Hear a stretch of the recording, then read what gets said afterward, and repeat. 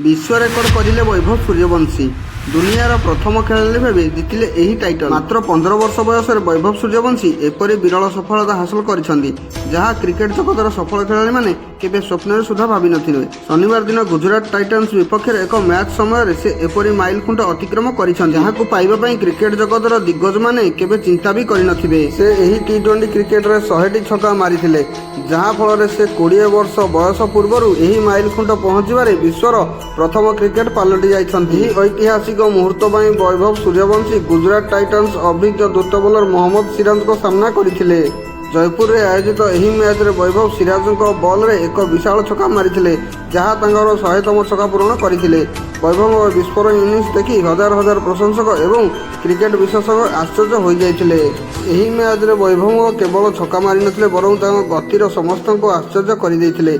से तांकर 100तम छक्का पूरण करिया पई मात्र 514 बॉल नैथिले। पूर्वरु एही रेकर्ड वेस्टइंडीज दलर किंवदंती खेलाड़ी किरण पोलार्ड नामरे थिला जे मोट 843 बॉल एही सफलता हासिल करथिले। वैभव पोलार्डଙ୍କ भଳି जने शक्तिशाली हिटरଙ୍କ रेकर्ड को यथेष्ट व्यवधान रे पछरे पकाई दैछंती। जदि आमे 20 वर्ष कम बयसर खेलाड़ी द्वारा सर्वाधिक छक्का मारिबा तालिका रे नजर पकाइबा तेबे वैभव एही तालिकार शीर्ष रे अछंती।